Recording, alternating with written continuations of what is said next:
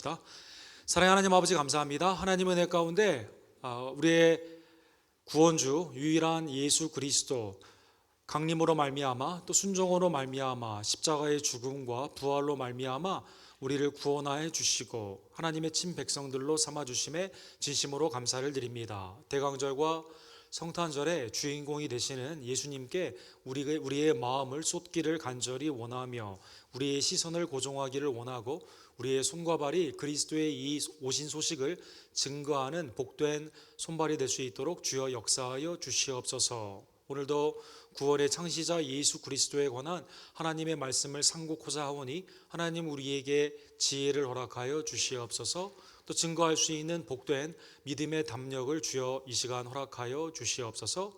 예수 그리스도의 이름으로 간절히 기도드립니다. 아멘. 청교도로 시작한 미국은 대통령 그리고 입법기관인 국회 그리고 마지막에 판단을 하는 법원의 삼권 분립이 하나님의 말씀 위에 세워진 대표적인 나라입니다. 그러나 오늘날 곳곳에 신앙의 누수의 효과로 말미암아 백성들의 대표가 되는 정치인들이나 공권력의 좋은 자리에 있는 사람들은 하나님의 뜻이 아닌 반대의 일을 하는 경우가 굉장히 많이 있습니다. 교황이 지난 9월에 미국에 방문하여서 국회에서 연설을 하게 되었습니다.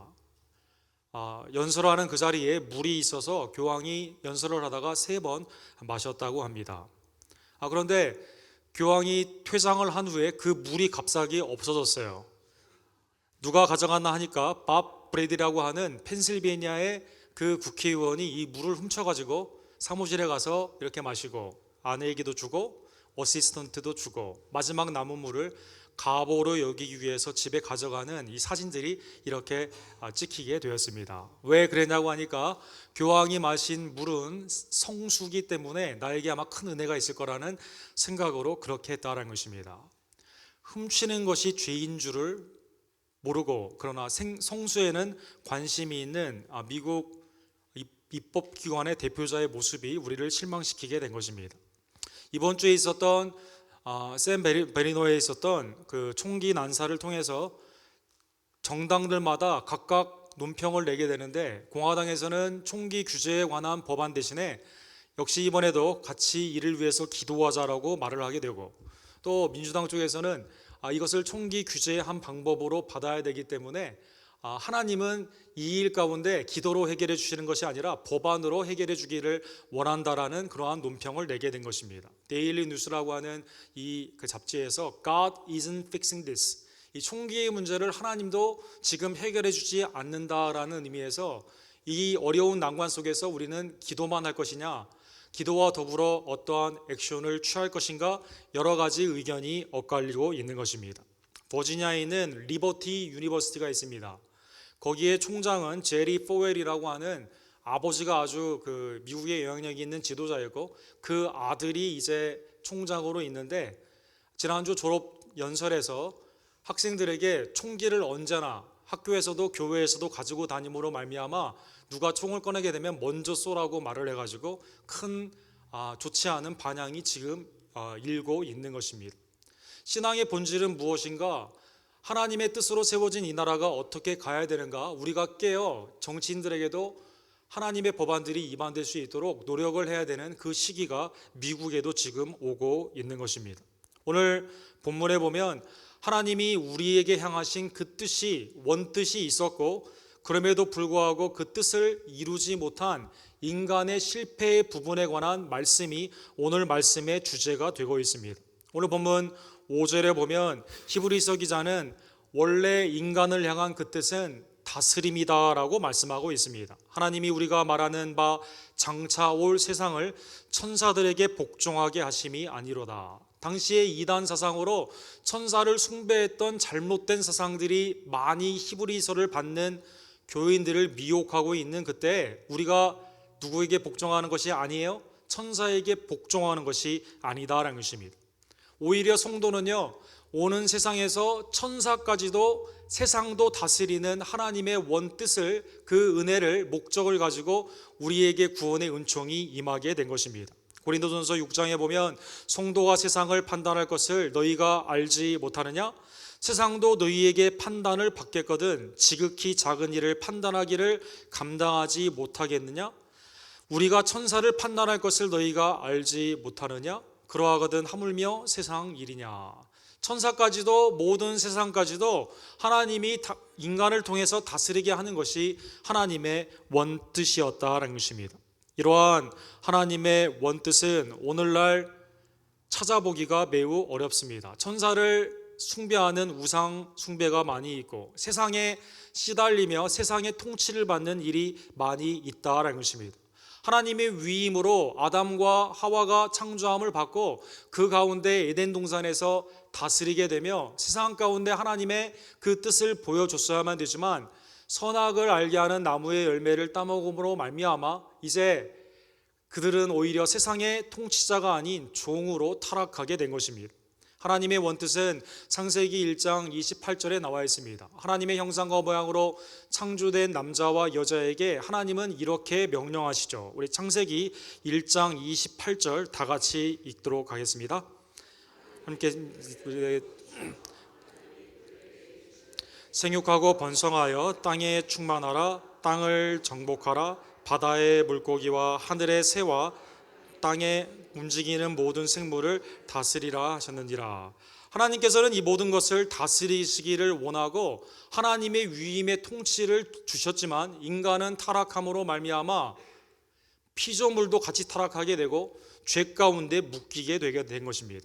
갈라디아서 4장 8절은 이렇게 말합니다. 그러나 너희가 그때에는 하나님을 알지 못하여 본질상 하나님이 아닌 자들에게 종노릇 하였더니.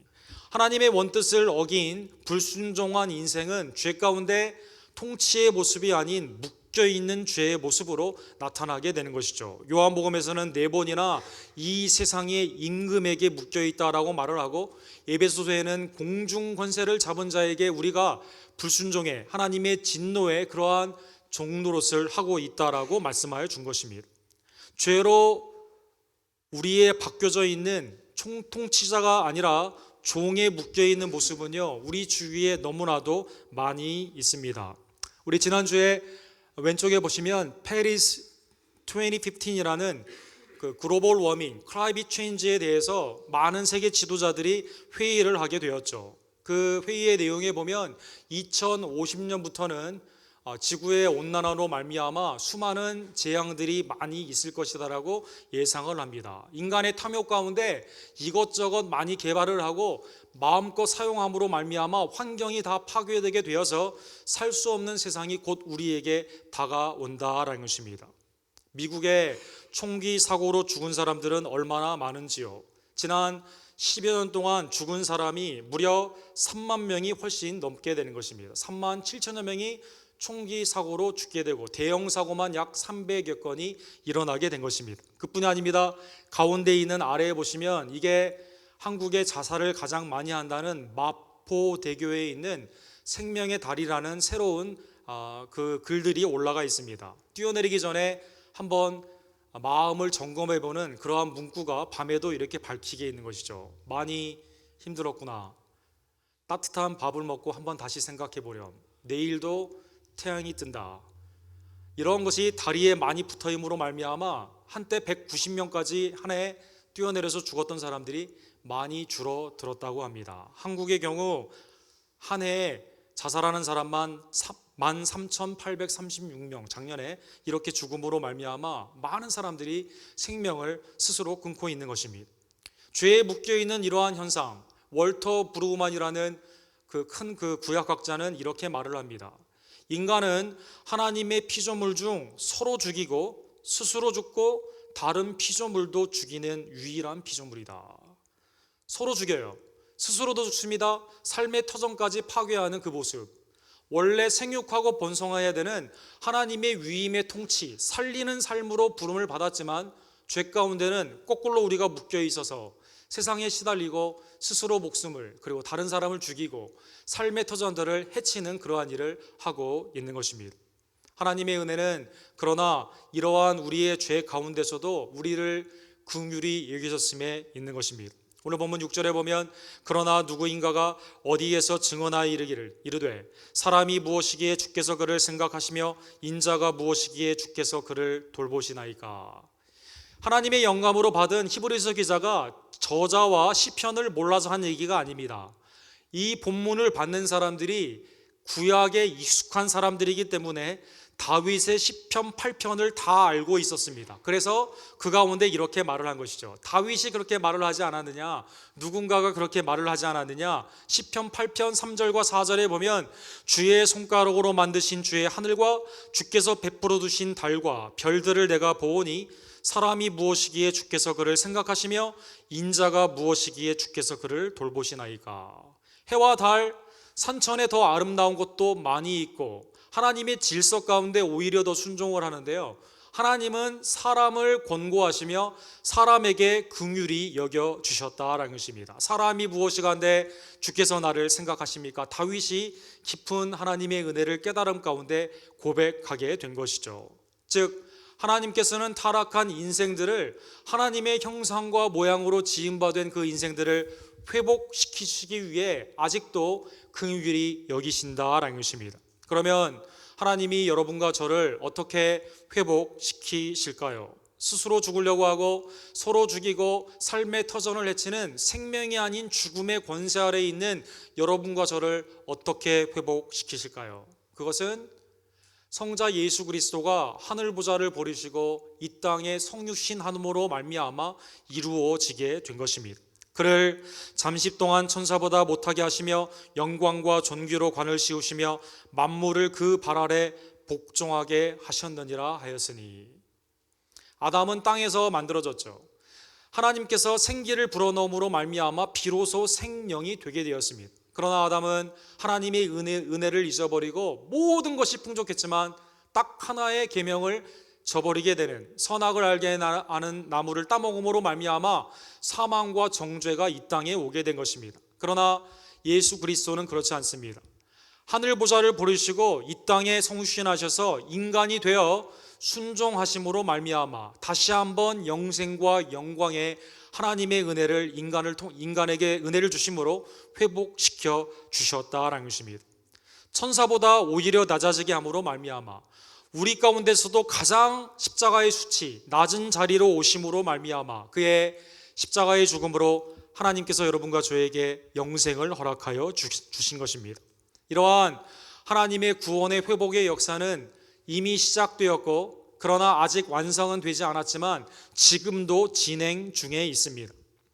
8절 하반부에 보면 이 한글이 헬라말을 그대로 직역을 했는데요, 이렇게 되어 있습니다. 여러분 센텐스가 이해하기가 상당히 어려운데, 만물로 그에게 복종하게 하셨은즉 복종하지 않는 것이 하나도 없어야 하겠으나 지금 우리가 만물이 아직 그에게 복종하고 있는 것을 보지 못하고. 좀 어렵습니다.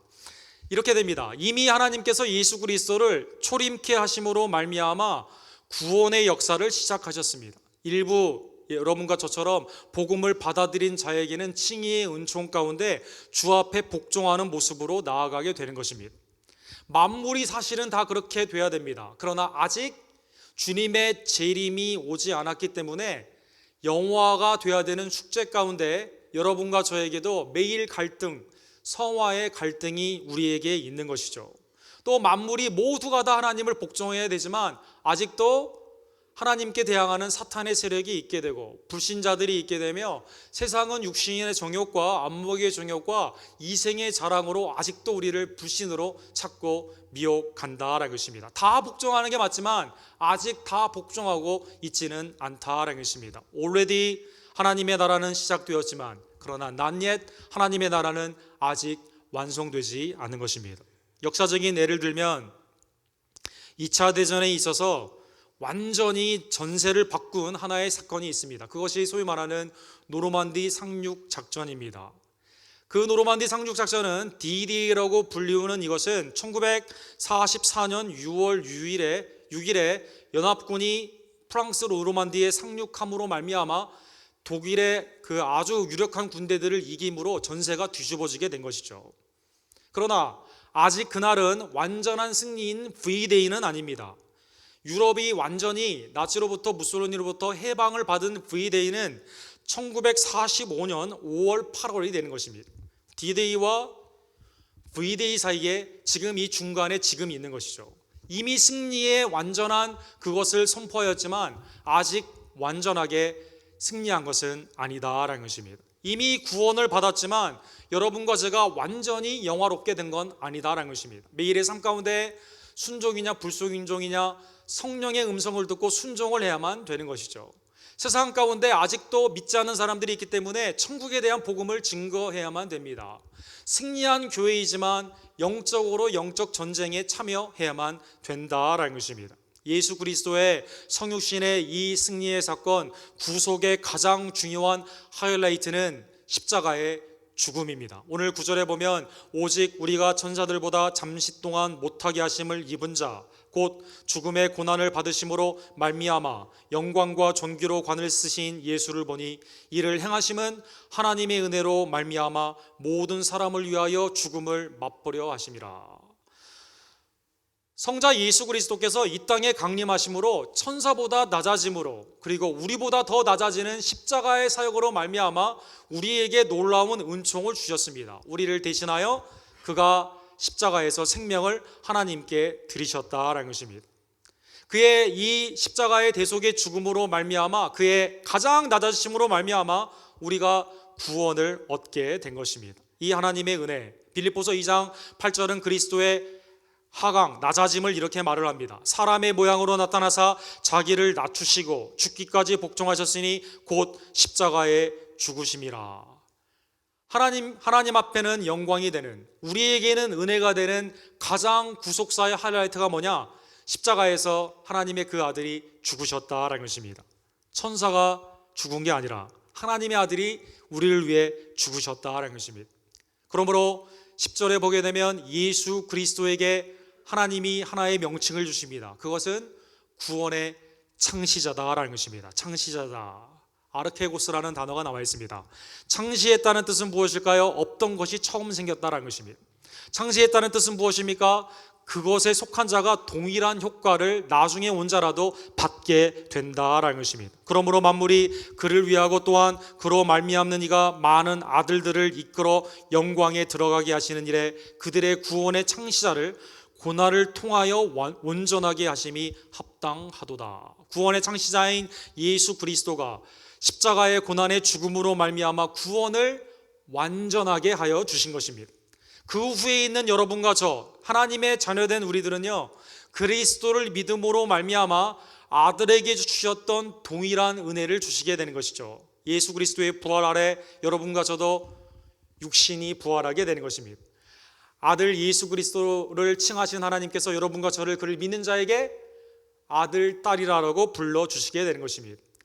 영광스러운 모습으로 승천하시고 다시 오시는 예수 그리스도처럼 그리스도의 재림 앞에 우리도 영광스럽게 되게 된다라는 것입니다. 구원의 창시자 예수 그리스도, 구원의 창시자이신 예수 그리스도로 말미암아 하나님의 은혜로 동일한 부활과 영생의 은혜를 받았음을 기뻐하는 대강조가 성탄절에 그리스도께 감사하는 우리 언덕교회 모든 손님들 되기를 간절히 축원합니다. 성경은 그래서 성경의 모든 주제가 다른 것이 아니라 이것이다라고 말씀하여 주시는 것이죠. 성자가 고난을 받고 메시아가 고난을 받고 영광에 들어가는 그 순서로 하나님의 모든 예언의 말씀은 기록이 되어 있는 것입니다. 엠마오로 가는 두 제자가 낙심하게 될 때 예수님이 뭐라고 말씀하십니까? 미련하고 선지자들이 말한 모든 것을 마음에 더디 믿는 자들이여. 그리스도가 이런 고난을 받고 자기의 영광에 들어가야 할 것이 아니냐. 모세와 선지자와 시편의 글을 통해 자기에게 관한 말씀을 풀어 주시게 되셨다라는 것입니다. 구약의 말씀은 오실 예수 그리스도가 고난과 영광의 순서로 하나님 앞에 쓰임을 받는 그 순서로 되어 있다라는 것입니다. 마찬가지로 신약에 있는 여러분과 저에게 주님의 재림을 우리가 의심한다면 주님이 이렇게 말씀하시겠죠. 미련하고 성경에 말한 모든 것을 마음에 더디 믿는 너희여.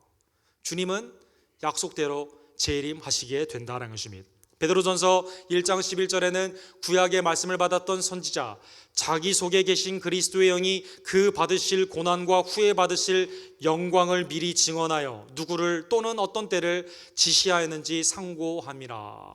그리스도의 영이 하나님의 영감 가운데 구약의 선지자들에게 임함으로 말미암아 그리스도가 고난을 받고 영광을 받는 십자가와 부활, 승천의 그 놀라운 역사를 미리 말씀하고 믿고 말씀을 증거하였다라는 것입니다. 예수 그리스도는 구원의 장시자로 성경에 이미 예표가 되어 있고 실제로 이 땅에 오셨으며 우리를 위해 죽으시고 부활하신 것입니다.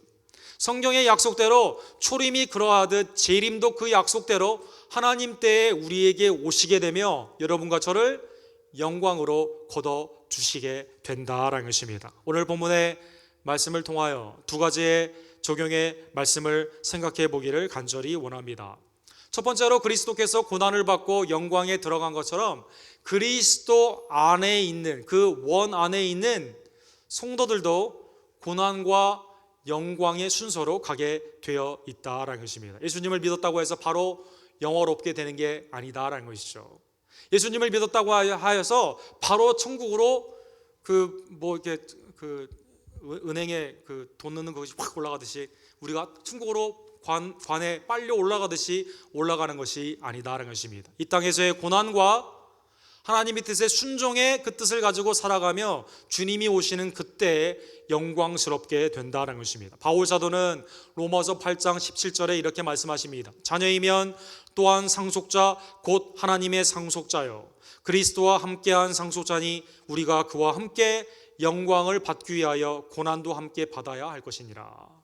영광으로 부름을 받은 우리들은요 그리스도 안에 있기 때문에 그리스도의 똑같은 발자취를 쫓아가게 된다라는 것입니다. 믿음으로 사는 자 이 땅에서 핍박을 받게 되어 있다라는 것입니다.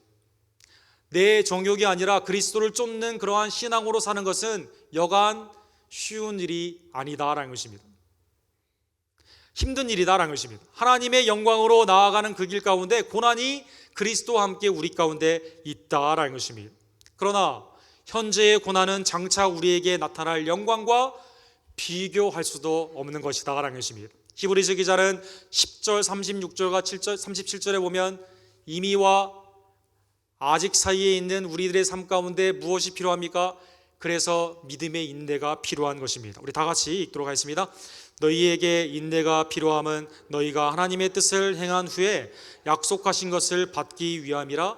잠시 잠깐 후면 오실 이가 오시리니 지체하지 아니하시리라.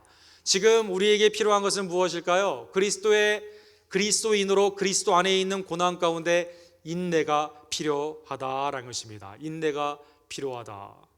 참지 못하면 영광만 받기만을 원한다면 하나님의 상속자 자녀의 모습이 아니다라는 것입니다. 주님은 임재가 임박한 이때 하나님의 뜻을 행한 후에 약속하신 것을 받기 위하여 여러분과 저를 지금도 말씀 가운데 훈련하고 있는 이때 여러분과 저에게 필요한 것이 인내이다라는 것입니다.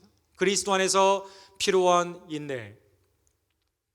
여러분 펜실베니아에 라는 주가 있죠. 동부의 펜실베니아 주에 그 주를 설립한 사람은 윌리엄 펜입니다. 윌리엄 펜, 숀 펜이 아니라 윌리엄 펜. 윌리엄 펜은 원래 영국의 퀘이커 교도였습니다. 찰스 2세가 하나님의 뜻 가운데 나가지 못하게 될 때 직언을 함으로 말미암아 감옥에 들어가게 되었습니다. 영국에서 그는 감옥 생활을 하게 되었어요. 수많은 사람들이 그 윌리엄 펜에게 좀 왕이랑 타협을 해가지고 빨리 감옥에서 나가라고 말을 했지만 그는 다음과 같은 유명한 말을 했습니다. 아픔 없는 승리가 없고 가시 없는 보좌가 없고 희생 없는 영광이 없으며 십자가 없는 멸류관은 없다라는 것입니다. No cross, no crown. 그리스도가 십자가를 지고 그 후에 영광으로 들어가신 것처럼 기독교인 그리스도 안에 있는 우리 모두도 다 그 인내의 과정, 고난의 과정, 크로스 십자가를 지는 그 과정이 있은 후에 주의 영광 가운데 들어가게 되는 것입니다. 윌리엄 펜은 그의 인생의 좌우명을 누가복음 9장 23절을 가지고 살았다고 합니다. 아무든지 나를 따르거든 자기를 부인하고 날마다 제 십자가를 지고 나를 따를 것이니라. 굽히지 않는 그의 신앙 가운데 찰스 2세는 그러면 너 영국에서 나가 살아라 라고 말을 하게 됩니다. 그래서 신대륙으로 가게 되죠.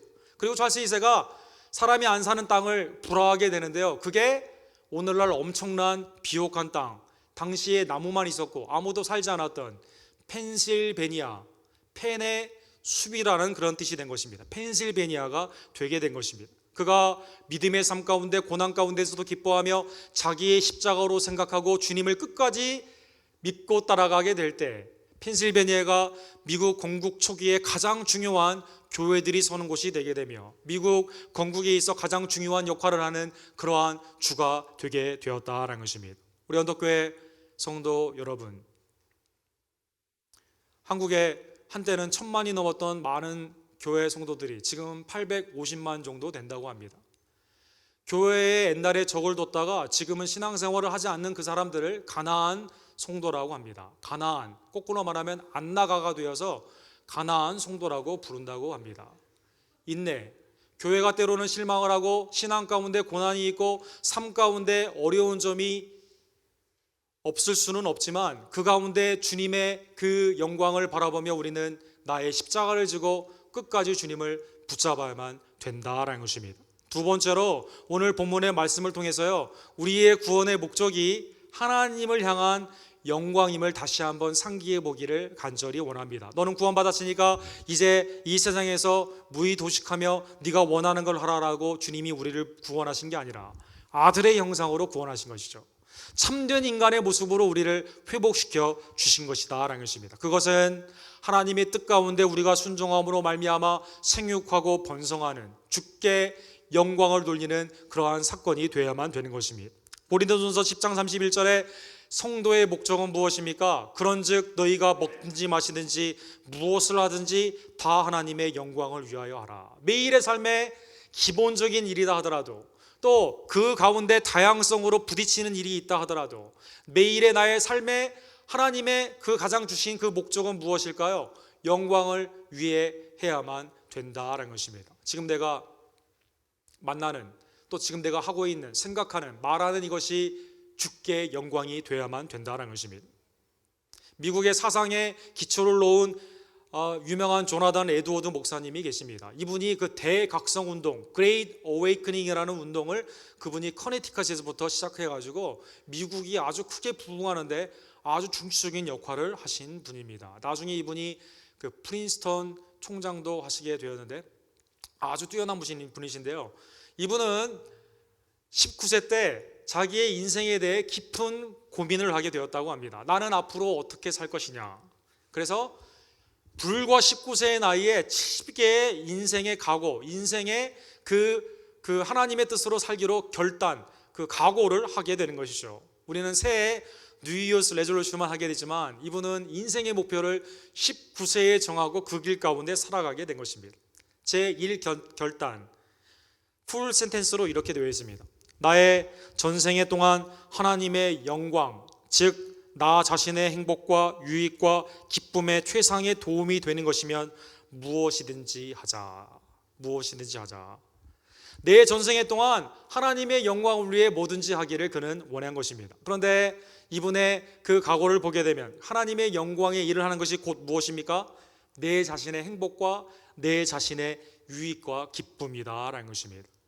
사랑하는 언덕교회 성도 여러분, 구원의 창시자 예수 그리스도로 말미암아 구원받았음을 다시 한번 감사하며 어떻게 살 것인가 결단하는 우리 모두가 되기를 간절히 원합니다. 세월이 악한 이때, 신속히 날아가며 우리의 인생의 자랑이 수고와 슬픔뿐인 이때, 수많은 사건 사고 가운데 죄된 모습이 나의 삶 가운데도 내 주위에 있는 삶 가운데도 나라와 모든 일 가운데 있는 이때 하나님의 원뜻을 다시 한번 깨달으며 하나님의 뜻 가운데 통치하며 다스리며 번성하는 것이 주의 뜻임을 다시 한번 깨닫고 그 회복으로 구원받았음을 기뻐하며 그리스도 안에서 고난까지도 즐거워하며 주님의 영광을 위해서 온전히 살아가는 함께 결단하는 우리 언덕교회 모든 손님들 되기를 주님 이름으로 간절히 축원합니다. 사랑의 하나님 아버지 감사합니다. 하나님 오늘 히브리서의 말씀을 통해서 예수 그리스도의 강림의 그 은혜를 깨닫게 주심에 진심으로 감사를 드립니다. 타락한 인생으로 하나님의 원뜻을 행하지 못하고 오히려 세상이 묶이고 죄의 권세, 사망의 권세 안에 있었던 우리들, 공중권세 잡은 자에게 불순종의 아들로서 딸로서 역할하던 우리들을 긍휼히 여겨 주시사 독생자 예수 그리스도를 이 땅에 보내주시며 그의 지극히 낮아지심 십자가의 죽음으로 말미암아 하나님의 은혜로 다시 한번 하나님의 자녀와 딸이 되게 하심에 진심으로 감사를 드립니다. 이제 하나님의 형상을 우리의 삶 가운데 회복하기를 간절히 원합니다. 그리스도의 형상을 닮아가 믿음 가운데 받는 고난까지도 기뻐하며 주의 영광에 참여하는 것을 즐거워하며 인내하는 하나님의 백성들 되기를 간절히 원합니다. 사랑하는 우리 언덕교회 성도님들이 주의 말씀 앞에 결단하는 은혜를 허락하여 주시옵소서. 세월을 그냥 흘려보내지 아니하며 떠내려 가지 아니하고 우리의 믿음이 하나님의 인내 가운데 견고해지고 그리스도 앞에 부끄러움이 없는 삶으로 살기 위해 먹든지 마시든지 주의 영광을 위해 살아가는 주의 백성들이 될 수 있도록 날마다 나의 십자가를 지고 나를 구원하신 구원의 창시자 예수 그리스도를 쫓는 주의 참된 제자들이 될 수 있도록 주여 역사하여 주시옵소서. 예수 그리스도의 이름으로 간절히 기도드립니다. 아멘.